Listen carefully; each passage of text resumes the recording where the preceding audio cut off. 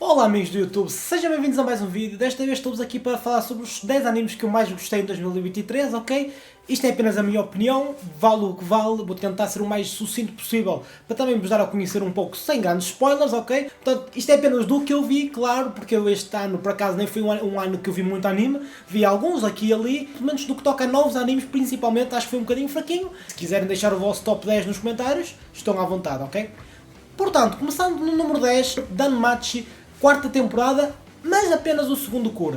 E porquê apenas o segundo cour? Porque sinceramente foi o melhor Danmachi até agora. Melhor que a primeira temporada, inclusive. Danmachi teve bastantes problemas na segunda temporada, a segunda temporada foi fraquíssima. É aquele enredo muito nada a ver, sem focar na dungeon, né? Porque Danmachi vem de Dungeon Idei, né? Portanto, vem de dungeon. Só que a segunda temporada literalmente ignorou completamente a dungeon. Que é mesmo assim. Enquanto na terceira temporada já tivemos um bocadinho um enredo mais interessante, a focar nos Xenos, que são aqueles basicamente monstros que conseguem pensar, não são mobs apenas spawnados pela dungeon para atacar os aventureiros, não, eles pensam, ok, portanto têm realmente personalidade, e a terceira temporada começou a incidir um pouco nisso. Já esta quarta, voltámos para a dungeon, com todos estes temas já em mente, e no segundo curto tivemos principalmente o foco na minha personagem favorita, que é a Ryu, e a maneira como ela e o Bell conseguem sair dos andares mais difíceis que precisam de tipo nível 5, vai 3 ou 4 nível 5 ou mais até, para conseguir realmente passar. Claramente temos o nosso protagonista, o Bell, que obviamente, que embora pareça nível 3 ou nível 4, é um bocadinho acima, e temos também a Ryu, que é nível 4, que é bastante forte, e vemos no fundo o struggle que eles têm durante praticamente esse curso todo, a tentar andar pelos andares mais difíceis. E é o bom do anime, é que foca na dungeon, foca na exploração, e sinceramente é o que melhor faz. Quando foca no plot da Hestia, o enredo da Hestia e tudo que rodeia com aquele edge desnecessário, eu acho que fica mesmo fraquito. Mas voltando assim à dungeon, voltando a focar na Ryu, o desenvolvimento que a Ryu tem é muito bom. O Bell também melhorou um bocadinho, embora ainda não seja bem o que se calhar nós queríamos, mas sem dúvida alguma que valeu a pena. E quem conseguiu, muito sinceramente, passar pela segunda temporada, pode ter a certeza que a terceira e principalmente a quarta, o segundo cour, vai valer muito a pena. Número 9, temos My Happy Marriage, que foi um anime que eu já estava até de certa forma a antecipar um pouco, porque já tinha ouvido falar bem dele. Foi produzido pelo Kinema Citrus e, embora não seja de um nível, por exemplo, de Made in Abyss no que toca à produção, foi claramente uma produção bastante interessante, realmente focado muito mais na direção de arte e muito mais em manter os designs consistentes do que propriamente a animação, e com algumas partes criativas bastante interessantes no que toca à parte visual. A história é bastante simples. Temos o nosso protagonista que vem de uma família, daquelas famílias feudais, não é feudais, mas uma família que realmente tem poder, enquanto que a Mio, embora fosse de uma família que também tivesse poder e no fundo fosse para arranjar um casamento, ela acaba por ser deixada de lado porque ela é uma filha bastarda, basicamente é isso. Então a mãe, que não é a mãe dela, né, acaba por a tratar muito mal, em contraste com a irmã, que a trata muito bem, e a própria irmã também trata a Miu muito mal, e portanto temos então aquele típico enredo, claramente, onde a filha bastarda acaba por ficar de lado, e para de certa forma conseguir manter relevante, eles arranjam um casamento com o chefe de outra família, o Kudo, que é tido como bastante frio e tudo mais, mas aos poucos e poucos eles vão abrindo-se um ao outro, principalmente a Miu, vai focando muito no passado dela, da vida como é que ela era com a mãe verdadeira dela, tudo que ela passou, e vamos tendo aos poucos, no fundo, um abrir da Miu, ela ganhar mais personalidade, deixar de ser tão fria, porque fria devido ao que lhe aconteceu, não é? Não é como se ela tivesse propriamente de escolha. Então acaba por ser bastante interessante ver ao pouco. É gradual, é lento, é um romance. Portanto, para quem gosta do género, muito sinceramente, só tem 2 nesta minha lista. Ok, talvez tenha um terceiro, mas o terceiro não considero muito bem parte do romance. Portanto, tem 2 que são mesmo romances, né? Seja um mais para o lado dramático, outro mais para o lado de comédia. Mas sem dúvida alguma que My Happy Marriage vale a pena. Não digo que seja para toda a gente, porque é realmente algo um bocadinho mais, quase como se fosse um slow burner, né? É mais lento. Mas acho que podem ver, principalmente se gostarem do género romance. No número 8 temos Oshinoko, que muito provavelmente vocês poderiam pensar que estaria mais em cima na minha lista.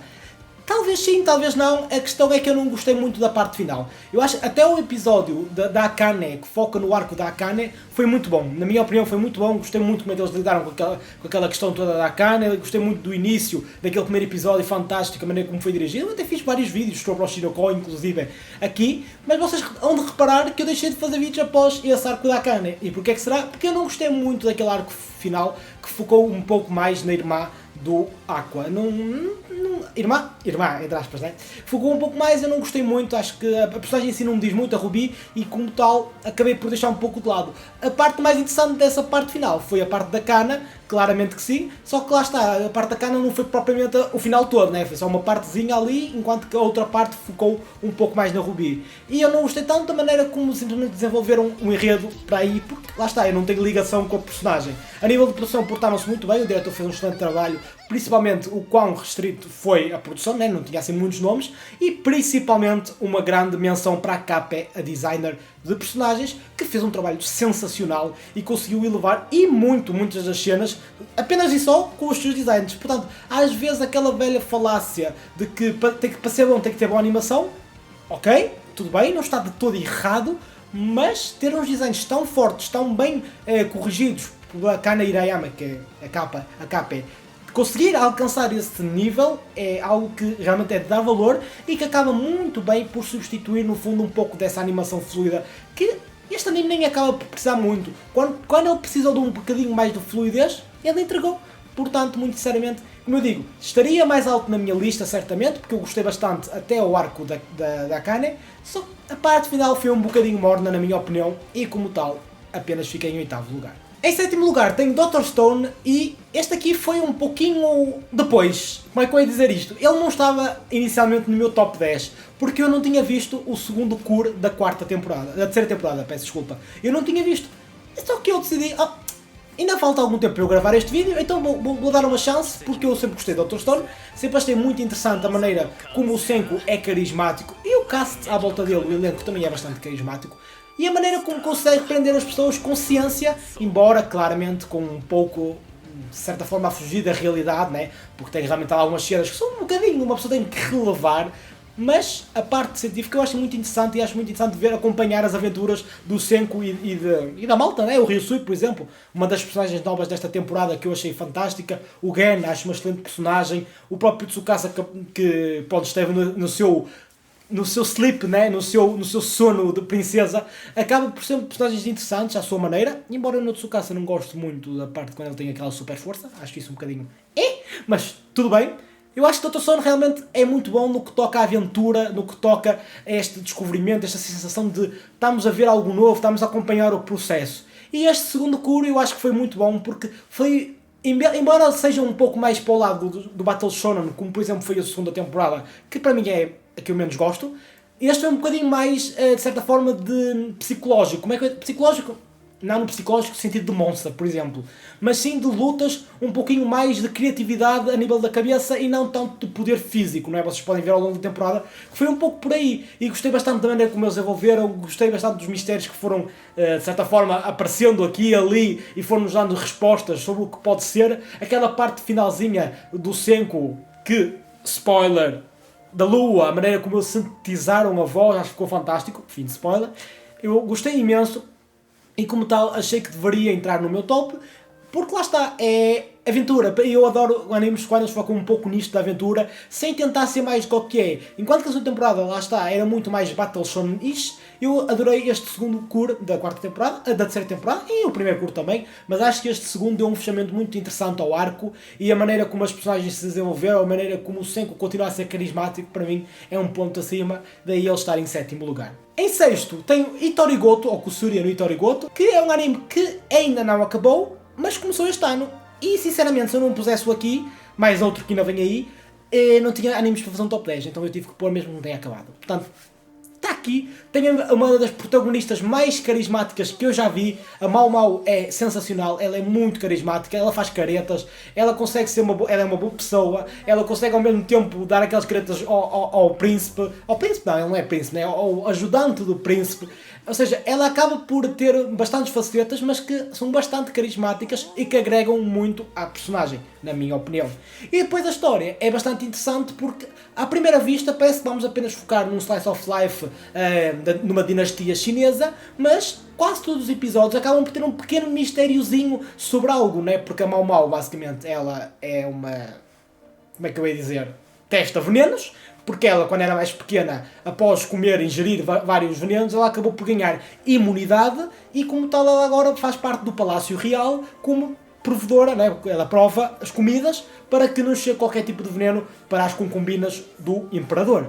E, tendo este cargo, acaba por ser bastante interessante porque ela vai descobrindo pequenas coisas, como por exemplo tentar assassinar alguém, né? Tentar assassinar uma das concubinas, tentar o poder que oscila em alguma coisa. Portanto, há sempre uns mistérios aqui e ali que tornam a obra bastante interessante e dinâmica.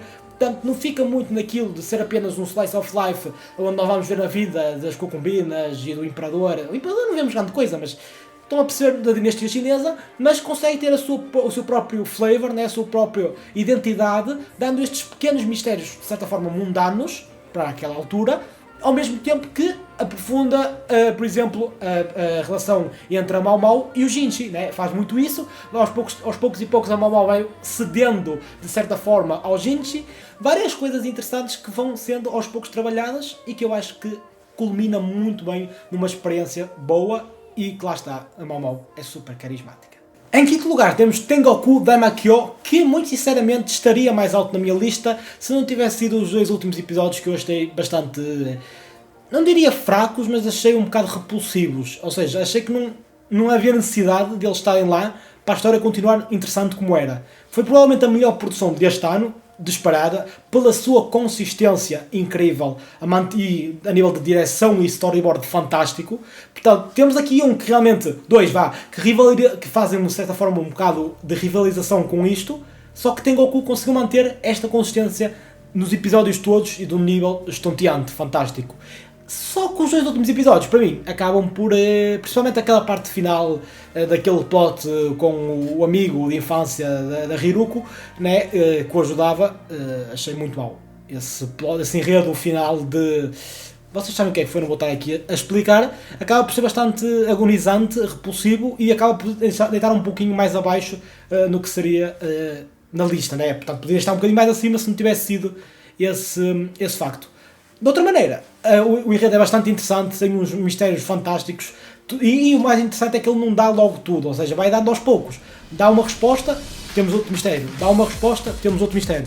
E anda sempre assim e acaba por ser muito mais interessante porque deixa-nos sempre naquela cena da cadeira, tipo, oh my god, o que é que vai acontecer a seguir?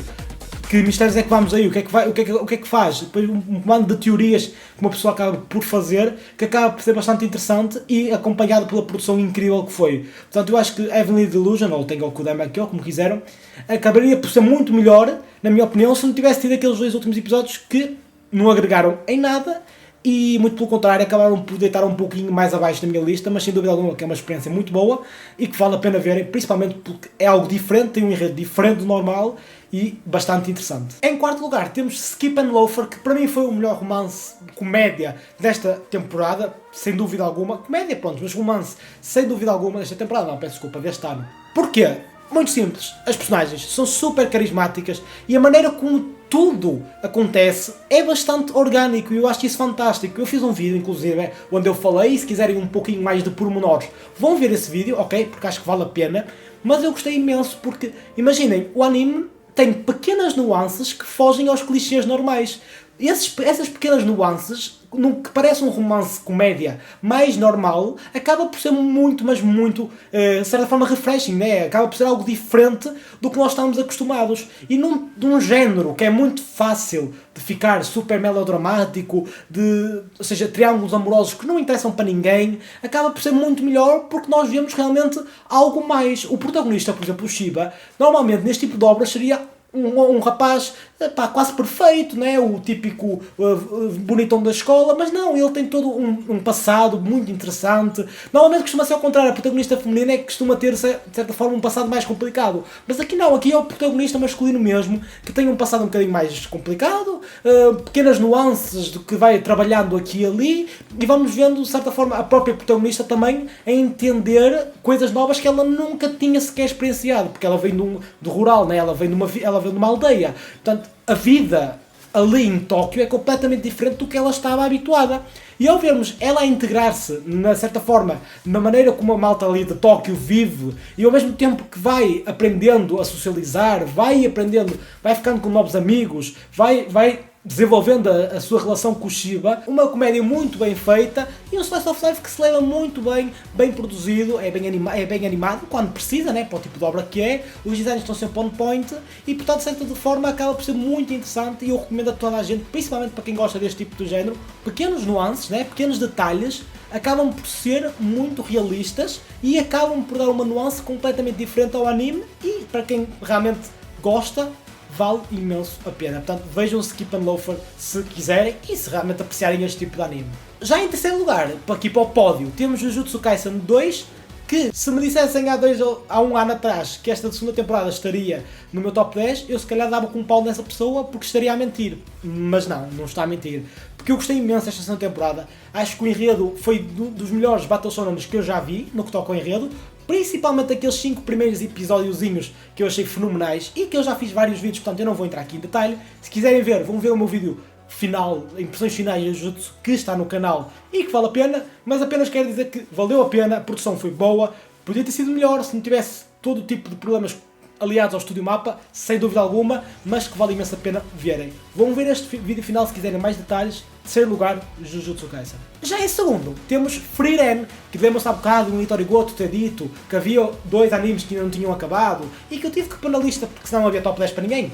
Pronto, Frieren está aqui. Frieren é fabuloso. Frieren é de outro mundo. É fantástico. E porquê é que não está em primeiro? Porque o primeiro consegue ser um bocadinho melhor, mas eu já entro lá. Em Frieren é tudo aquilo que eu estava a falar de Skip and Loafer, de pequenos detalhes que tornam uma obra que seria mais clichê, não sendo clichê, também se aplica aqui. Só que Frieren ainda consegue ser ainda melhor. Frieren é sobre relações. Frieren é sobre bonds. Frieren é sobre pessoas. Frieren é sobre a vida. É sobre o tempo. Basicamente, nós em Frieren temos de certa forma, eu acho que a autora meio que deixa aqui implícito na obra, na minha opinião pelo menos, que é um pouco para nós refletirmos na nossa vida, porque é uma passagem de tempo. Porquê? Porque nós temos um elemento que nunca, ou lentamente, envelhece. E vemos a obra em 2 perspectivas, passado e futuro, não é? Ou melhor, passado e presente, peço desculpa. Todos os episódios temos sempre um relancezito sobre o passado, sobre a vida da Frieren, do Himmel, enquanto que vai acompanhando a história no presente, com o Stark, com a Frieren e com a Fern. Portanto, ao ter esta deambulação de perspectivas de passado e presente, vendo a Frieren como um elemento que não envelhece, de certa forma nós acabamos por ter uma noção de tempo e acho que serve como uma introspecção de como é que é a vida, de como a vida realmente é mundana, de como é que a vida acaba facilmente e rápido, e vemos isso porque a Frieren não envelhece, mas todos à volta da Frieren envelhecem e vamos vendo essa passagem de tempo, ao mesmo tempo que a própria Frieren também vai tendo noção desse tempo. Porque para a Frieren, 10 anos não é nada, enquanto que 10 anos para um ser humano normal é bastante, diria 1/8 da vida, se formos por 80 anos, que é mais ou menos normal. Portanto, 1/8 da vida é imenso. Para a Frieren é rigorosamente nada, que ela pode viver mais de 2000 anos, sei lá, eles deixam bem implícito que é mais de 2000 anos, mais de 3000 anos. Portanto, eu acho que a obra acaba por trabalhar isso muito bem e é tudo sobre pessoas, relações, a maneira como pequenas coisas é que nos tornam heróis, não é? Portanto, a obra nunca tenta engrandecer um herói como ter feito um fato, algo incrível. Não, eu acho que a obra é mesmo para enaltecer os pequenos feitos das pessoas, tornando-as de certa forma até um herói. O próprio Himmel, né? Os pequenos feitos é que o tornam um herói. Nem é propriamente por ele ter derrotado o Demon Lord, né? o Mao. Não, é mesmo os pequenos feitos, ajudar aqui, ajudar ali, ajudar acolá. Isso é que o tornam um verdadeiro herói e é que honram a própria palavra de herói. Porque o herói não é só aquele que derrota o Mao, é aquele que faz tudo para chegar lá. E eu acho que Frieren faz isso muito bem e, como eu digo, esta noção do tempo acho que se aplica fantástico e Frieren é incrível, merece sem dúvida alguma estar em segundo lugar. Já em primeiro temos a Vinland Saga, segunda temporada, que foi fantástico. Eu ainda não fiz o vídeo final, portanto eu aqui não vai ser muito grande, é muito rápido, sucinto, e não vou fazer um vídeo final disso, mas Vinland é um épico dos dias de hoje, na minha opinião. Quando às vezes nós falamos dos épicos da antiguidade, quando mencionamos certas obras, o épico de Gilgamesh, obras de Sócrates, tudo que seja dessa altura, filósofos, né, no caso, tudo o que nós associamos ao épico na altura dos gregos, eu acho que o Vinland é um épico vivo, de certa forma, se me permitem esta expressão.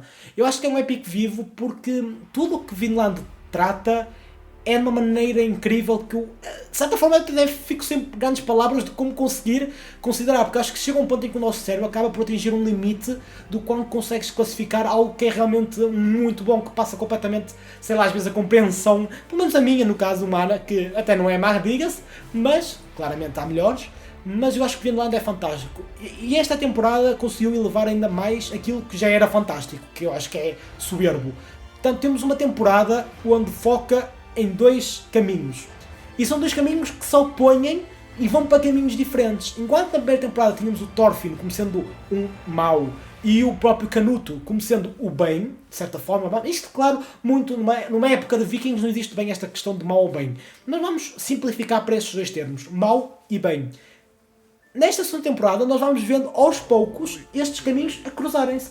Enquanto que vemos o Thorfinn a ter um desenvolvimento incrível para um ponto de vista positivo, onde ele vemos episódios e episódios ele a tentar superar tudo o que ele fez, todas as pessoas que ele matou, e que a obra nos diz que nada vai ser perdoado, apenas tentar atenuar os pecados. E eu acho que isso é um ponto incrível, porque muitas das histórias tentam sempre passar este conto de fadas, de que tudo, que por mais porcaria que tenhas feito, dá para desculpar, dá para... Não. Vinland deixa muito bem explícito que o Thorfinn não será perdoado. O Thorfinn vai atenuar, tentando fazer coisas melhores para atenuar o seu passado. Mas vemos realmente que isso é algo tão gradual que ele realmente está a sofrer imenso durante muitos episódios e chegamos ao fim da temporada onde ele realmente, incrivelmente, desenvolveu-se como personagem, mas ainda está a atenuar os pecados. Portanto, não vemos magia, não há magia aqui. É realmente algo muito cru, frio, mas muito verdadeiro, principalmente para a era dos Vikings. E também, de certa forma, uma desconstrução, no que eu gosto de falar, uma desconstrução do género Viking, porque o objetivo, o que é que torna um Viking? Como é que um guerreiro vai para o Valhalla? Quando ele morre honramente em batalha. Um guerreiro para ir para o Valhalla, que seria o céu, tem que morrer em batalha. Tem que ser honrado. Tem que morrer como batalhando, dando o seu melhor pelo seu país, pela sua tribo, o que seja. Aqui temos uma desconstrução, porque vemos exatamente o contrário. Vemos o Thorfinn a querer o máximo possível evitar as guerras e tentar alcançar alguma maneira de paz sem isso. É claro que isto, lá está, não é magia e ele não consegue fazer isso. Do outro lado, temos o Canuto, que vai pelo caminho do rei, o caminho da desgraça, o caminho da depressão, e ele próprio tem noção perfeita disso. Ele vai acabar por traçar o caminho do pai que ele tanto odiava. Ele próprio vai acabar por se tornar aquilo que ele mais odiava, aquilo que ele não se queria tornar. Porque ele precisa de governar, precisa de ser assim para conseguir, pelo menos na ótica dele. E existe de certa forma até o próprio anime, a maldição da coroa, que é, no fundo, a responsabilidade naquela altura dos Vikings tinham como sendo reis para as pessoas continuarem a seguir, porque se ele fosse fraco ninguém o seguiria e rapidamente seria decapitado ou o que seja e deixaria de ser rei. E portanto o anime, mesmo sem o Askeladd, que é a minha personagem favorita de toda a obra, acabou por ser fantástico e merece sem dúvida alguma o número 1 na minha opinião. Portanto é isso, espero que tenham gostado. Acho que o vídeo ficou um bocadinho maior que o natural. Vou tentar editar o máximo possível para ser o mais fácil de digerir para vocês. Se houve alguma coisa que eu comi, uma palavra aqui ou ali, peço desculpa, é que foi muito tempo a gravar, mas de qualquer maneira, muito obrigado por terem visto. O meu nome é Kaiser, fiquem bem. Tchau, tchau.